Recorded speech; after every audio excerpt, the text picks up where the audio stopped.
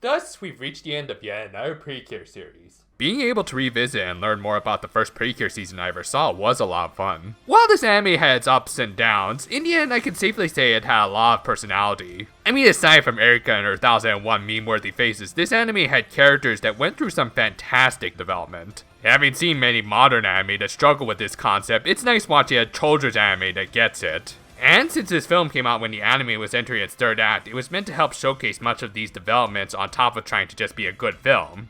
Did it succeed at both? Well, let's take a look at Heartcatch Precure, the fashion show in the capital flowers, and find out.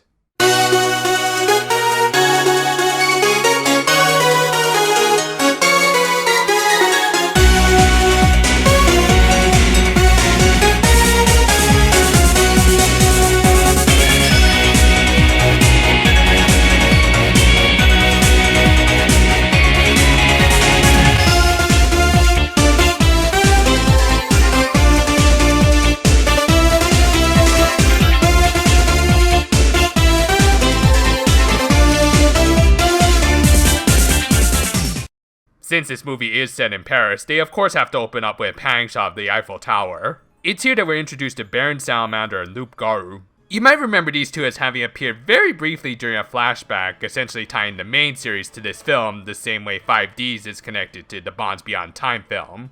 I mean, assuming you watched the original Japanese version, which included an entire story arc that 4Kids cut out. You know, I'm starting to think Saban was trying to compete with the now defunct company over who could butcher a series more. Anyway, more on that later, as Loup-Garou, in an attempt to stop his master's evil plan, steals his magic jewel. I see somebody's there, Phantom Thief has taken over. I'll stop making these references when this series stops being awesome. The next morning, the Precure had arrived in Paris, likely having been sent there by Toei to do some location shooting for the Miraculous Ladybug. Actually, that's not too far from the truth. Yeah, fun fact, since this was the first Precure movie that took place in a real-life city, Toei sent the Precure production staff on a trip to Paris to get some inspiration. They also cooperated with their European offices who handled some of this film's animation. And after this film wrapped up, they were so inspired by the beauty of Paris that they wanted to take on another French project sooner than later. Fast forward a couple years to 2012, and they had become a co-producer on the aforementioned French cartoon starring an adolescent female who fought crime by using magic to transform into a superheroine. Avec des pouvoirs à la japonaise. Gee, can't imagine why Toei thought they could contribute to such a series. But yeah, this film indirectly helped create the Miraculous Ladybug, with Toei even producing a really nice proof of concept animation, which sadly they didn't use and instead stuck with 3D animation. And while I'll admit, based off of the few episodes I've seen of the show, I do think it looks great in 3D and everything, but I also kind of wish they had gone with this anime style instead, as I prefer this design for Ladybug, if only for one reason: that heart-shaped ahoge. That's why I bought a fan drawing of her from a con once. I hear Toei's trying to make an OVA with that anime style, so hopefully something comes of it. Anyway, back on track, the Precure were actually in Paris to take part in a fashion show organized by Erika's mother. While trying to enjoy their trip, Erika ends up bringing up stories about a supposed werewolf who was on the prowl in the area. Oh no, if they're trying to make a lousy remake of what was already a crappy sequel, then I'm leaving. Also, what the heck are Tsubomi and Erika doing here? Keep it PG, girls. Anyway, we then cut to the OP, where we get to see some really nice panning shots of Paris and how the staff literally left their mark on the area. Yeah, I'm pretty sure writing your occupation and name into the Eiffel Tower is frowned upon. After the OP, we learned that Tsubomi mainly came to Paris for the flowers, which unfortunately weren't in season, causing her to briefly transform into a snacky. Speaking of which, some weird-ass bat variants of those guys were chasing down Loup-Garou in order to retrieve Baron Salamander's magic stone. お前たちの探し物だろ。そんなに欲しけりゃ返してやるよ。なんてね。Ooh, Kyoko-saka be happy with you, kid. 食い物を粗末にするんじゃねえ。殺すぞ。 During the chase, he runs into Tsubomi, who tries to help him out, only to end up being rescued herself. Erika and Itsuki, noticing their friend was in trouble, give chase and whoa! Erika, you're kind of going cross-eyed there. Jeez, after Deluxe 2, I thought I was done with all these weird faces. I mean, at least until the next season. After seemingly shaking them off, Tsubomi tries to get some answers out of the kid, to no avail at first, though he does eventually seem to cave, and is about to reveal everything until this half-assed Phantom of the Opera cosplayer comes around. And apparently he had done something to the kid's heart flowers beforehand, as he's able to easily extract them and create a Desertrian. Wow, Obelisk the Tormentor has been slacking off on both arm and leg day. Tsubomi transforms and tries to take on Obelisk Shadow of the Colossus style, but she fails to hit its weak spot enough before being thrown off. Hate when that happens. Their battle ends up leading to the Arc de Triomphe where Erika and Itsuki just so happen to be. Jeez, between this and Monaco Magica, the Arc de Triomphe must have some kind of pull that brings in all the magical girls or something. They all team up and are able to defeat Obelisk. All looks good until... Seriously, after Deluxe 1, I am so pining for a Johto crossover. Baron Salamander gives his formal introductions, revealing that he was indeed a Desert Apostle, but wasn't working directly with Dune and in fact had his own agendas. After rescuing Luke Garo, we get a flashback of when he and the Baron first met. And just by looking at this kid, you can guess we're dusting off that good old orphan cliche. And of course, if you're a walking cliche, you gotta do one thing while you're living at a church.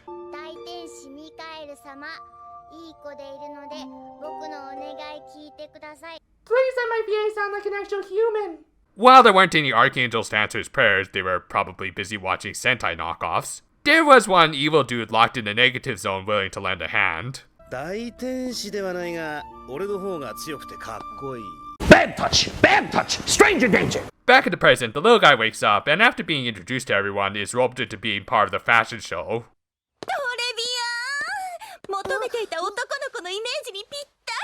You know, maybe working things out with the Baron wouldn't have been such a bad idea. That aside, Tsubomi at least goes through the trouble of giving the kid an easier name to pronounce. Olivier ではどうでしょうか。あなたの心の花も金木犀だったので。Following this, the whole middle part of the film focuses on Olivier getting to know the Precure. This is what I was alluding to at the beginning, with this movie showcasing each of the Precure's character development. It's good stuff, as it pretty much streamlines things in a way that anyone unfamiliar with the series would be able to understand and come to appreciate these characters. Kind of wish Adam Wingard had even a fraction of this director's talent, but whatever. Everything goes pretty well, until night arrives. Darn it, Toei, it's bad enough you're turning everyone into a Super Saiyan, but now you're just handing out the blue as well? No, actually, this is supposed to be Olivier's werewolf form. I guess he still looks better than most modern werewolves. And Tsubomi somehow manages to calm down his werewolfness, not sure how that works. The next day, Olivier goes out with Yuri. He ends up explaining a little bit more about himself and his relationship with Baron Salamander, like how they traveled the world together to put his magical stone back together, and how he became a Super Saiyan werewolf in the first place. Yeah, just be sure not to mention that one time you two turned that one dude into Dune's top guy. It kind of led to a few negative repercussions for the girl you're with right now. Speaking of homewreckers, Salamander arrives to retrieve Olivier and his stone. He transports them to a theater where he shows them some random European pop culture and then the history between the Desert Apostles and the Precure. Not sure what the Beatles have to do with a holy war between magical girls and desert demons. Not unless they provide the insert songs for the girls back in the day, which if that is the case, good choice. Anyway, he goes on to explain his encounters with supposedly the first Precure ever, Cure Ange. Wait, Ange?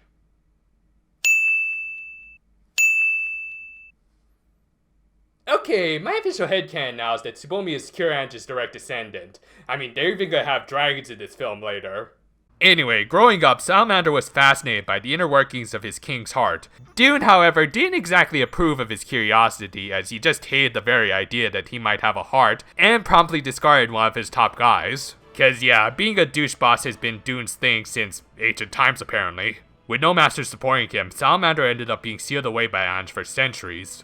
Now free, he sought vengeance against both the Precure and Dune. Which does bring into question, why did he cooperate with Dune that one time when he turned Dr. Tsukage into Sabak? My personal theory is that he did as a favor for Dune to win back some of his trust, just so that he could pull up proper Starscream on him later. Dune in turn probably figured Salamander had forgiven him for abandoning him since it's Dune, as I already said, he's a bit of a jerk-ass. He goes on to elaborate on Olivier's transformations, including how he was responsible for them, and how he's now doomed to become a monster that may as well help him destroy the world by releasing the remainder of his sealed powers. Yuri rightfully calls the guy out for being an a-hole to drag the poor kid into his little revenge plot. 全てを破壊しても何の意味もない。あなたは決して満たされない。本当にわからないの？俺を憐れむような。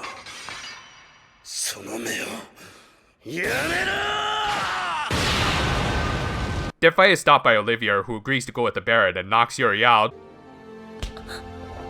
with a light tap. Seriously, he KO'd Cure Moonlight with that wimpy little chop?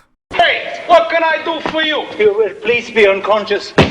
Yuri relays all of this to Tsubomi, but in spite of his actions, Tsubomi wasn't ready to give up on the kid. And with her friends backing her, she didn't need to give up just yet. Meanwhile, Olivier revealed that the only reason he agreed to go with the Baron was to try one more time to try and get him to give up on his ambitions. However, as we'll soon see, vengeance was probably the only thing he had going for him. The two have a little scuffle, but ultimately Olivier is forced to succumb to his wild side, allowing Salamander to manipulate him into destroying St. Michael's Mount, the place where he had been sealed in, which also happened to contain the remainder of his powers. However, just as he's about to completely break the seal, the Precure teleport in, I'm guessing because of the Heartcatch Mirage, to try and stop the two.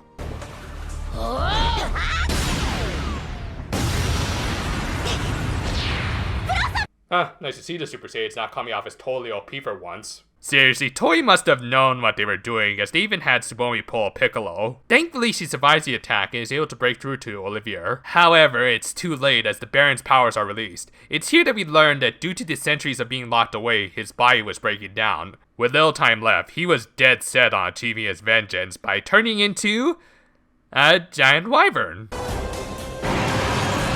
Okay, to hell with it, start playing Forbidden Resistance.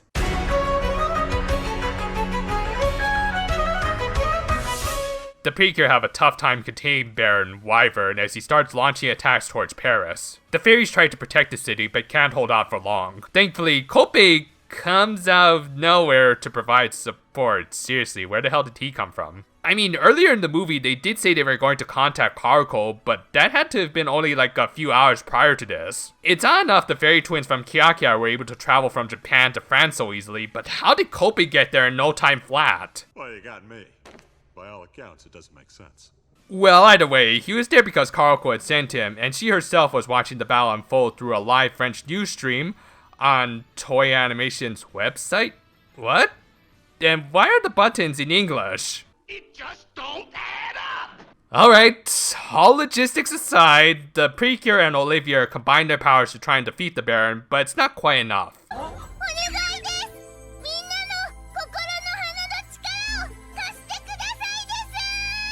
Wait, they're not. No, it can't be. I mean, we haven't even seen those stupid flashlights throughout this film. Damn it! Okay, on the one hand, I'm glad they didn't devote a lot of time to the miracle lights like they did in Deluxe 2, but on the other hand, where the hell did those come from? What, did they just pull those things out their ass? Oh, never mind. I answered my own question. Ugh. So they managed to purify Salamander, turning him back to normal, and even fixing up his decaying body. Huh, that's convenient. Him and Olivier make up, the Precure have their little fashion show with Kope apparently replacing Olivier, and the movie just ends. Yeah, rather abrupt considering everything that just happened, but okay.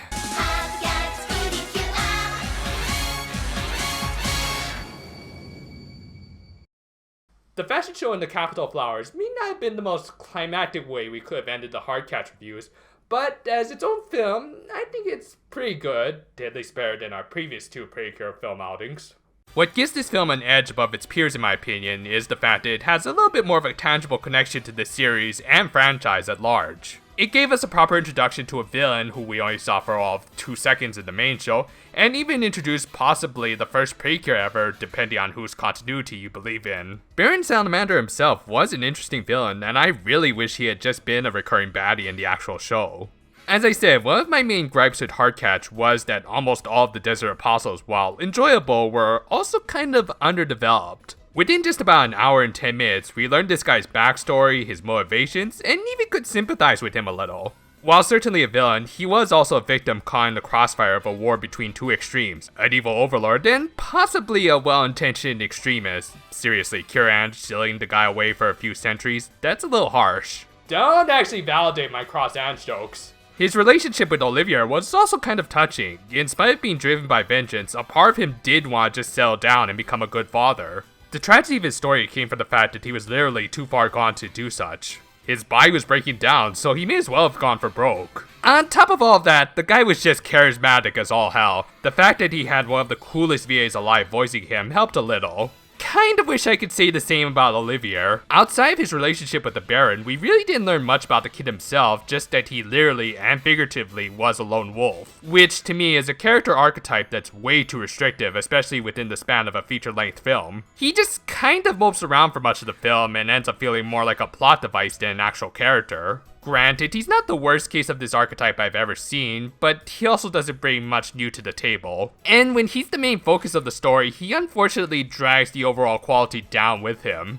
Also, yeah, while not a CGI abomination, he was a lousy excuse for a werewolf, especially considering what we would get a couple years later. Yes, I know he's not an actual werewolf, but come on, he pulls it off better than the Super Saiyan. The production value of this film could definitely be felt, not just because of the usual great visuals and sounds from the series it's based on, but also because of the fantastic backgrounds. Precure usually takes place in fictional locations, therefore they don't really have to put a lot of detail into them, but Toei went the extra mile here to recreate the streets of Paris. Just based on this film and what they did afterwards, you can really tell Toei fell in love with this city, making for one really nice looking film. Overall, while not exactly a must-watch even if you're a fan of the series, Heartcatch Precure's film outing is a step above other solo films in the franchise. It has a cool villain, great animation, and it's always just nice seeing this team one more time. Heartcatch Precure is over, so I guess the next logical step is to take a look at an anime starring magical girls who use music to fight funny-looking monsters controlled by very hammy villains. No, I wasn't talking about you, sorry. Actually, I was thinking of something a little different. Farewell for now, my friends.